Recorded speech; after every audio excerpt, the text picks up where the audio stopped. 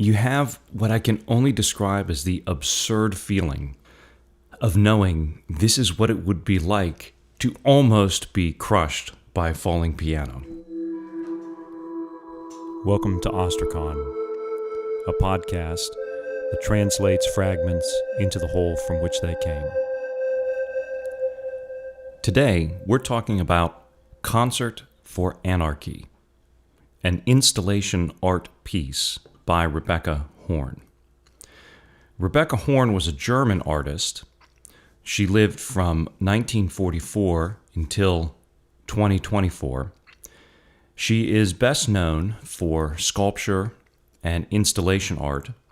Some of these include sculptures that are worn on or relate to the human body.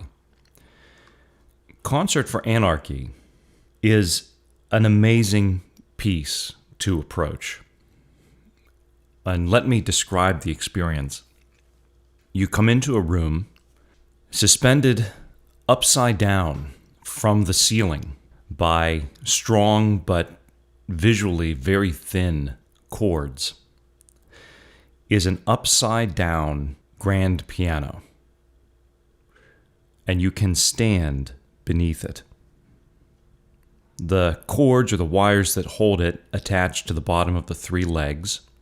Usually the top is open and the keys on the keyboard are pulled outward so that they're bristling. As you walk beneath it and look up, you have what I can only describe as the absurd feeling of knowing this is what it would be like to almost be crushed by a falling piano.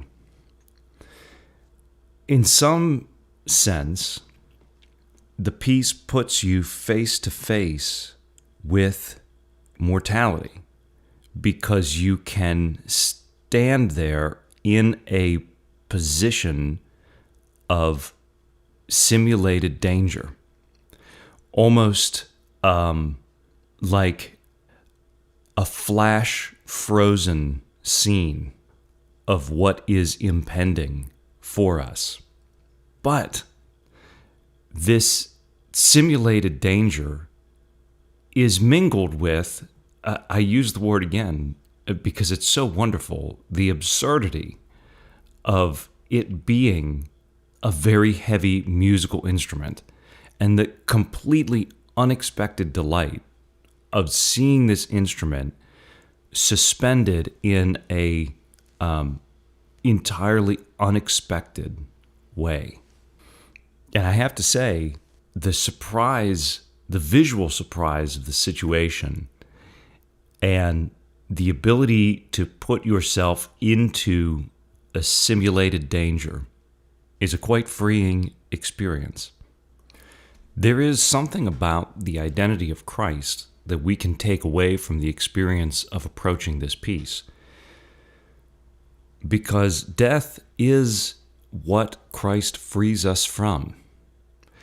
And so to be there in a place that simulates danger and mortality, and yet treats it with a light heart.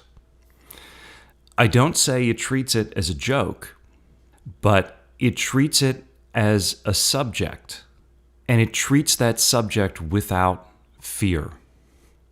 Death is subject to Christ, and he removes the fear for us.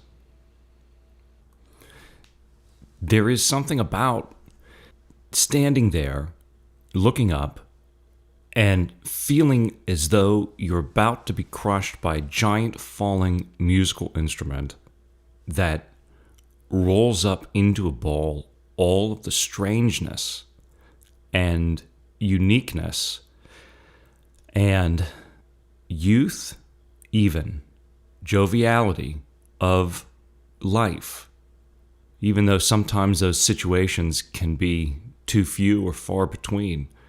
But it kind of rolls them all up and lets you hold them, lets you look at them as in a stand-in moment and kind of possess them. And this has a real pilgrim feel to it. Look at this place. Look at this wonderful and unexpected place that I may experience, learn from, take with me as I move toward my own destiny. Of course, part of what makes it this way is because you're not actually crushed by the piano. And so maybe you can take it with a light heart and poetic license. But the same is true of the world. If standing there is this ability of rolling up and experiencing our relationship to the world, you don't have to be crushed by the world either. It doesn't have to overtake you. Part of the simulation here is that you can take from the world that which is to be learned and move on, move up without sacrificing yourself to the world. That's the pilgrim lesson. Okay, there's another aspect to this piece that we should discuss, and I haven't mentioned it yet because I wanted to start with the most striking feeling of this piece when you encounter it. But the other half of it is that it is intended to be mechanized. And Rebecca Horn does this with a number of machine-like sculptures that she created throughout her career. In this case, the piano lid slowly opens and closes on a cycle, and the keys slowly retract and then shoot back out.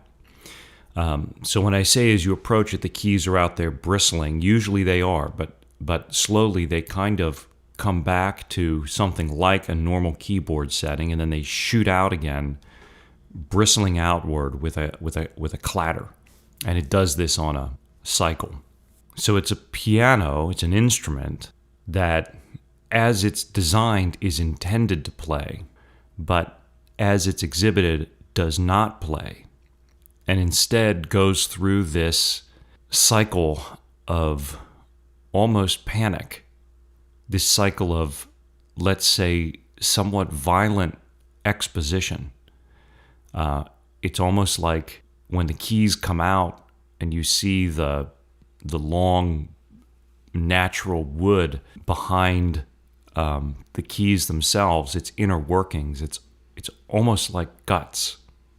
And this has a very anthropomorphic effect on the piece. It has a human quality in the sense that it goes through a cycle of experiences, like I'm okay, I'm not okay, I'm okay, I'm not okay. And these sort of, along with it being upside down and no one being able to come to the keyboard, this kind of prevents it from doing what it was intended to do, which is to play. Now, because Rebecca Horn does this with a number of her different sculptures in different ways, I'm sure there are a number of ways that we could approach this throughout her body of work. Our relationship to machines, how do we treat them? Do we treat machines like people? Do we treat people like machines? Do we treat both of them like they're there to serve us? How do we look behind presumptions and biases and see the weaknesses of others? There are, I think, a lot of things that you could do thematically with this. But in this particular piece, let me suggest that the function of the piano, or its non-function, its cyclical panic, relates to the experience that the viewer has standing beneath it. While the danger, the panic in the installation piece are simulated, the danger of life is real. And we need faith to overcome it. If we stand beneath the falling piano, so to speak, and panic, then we get crushed. If we stand beneath the falling down panic of the world and are enamored of it, we get crushed. If we are enamored of self-destruction, the instrument does not play. And here you have the title, Concert for Anarchy. Anarchy because the situation is uncentered.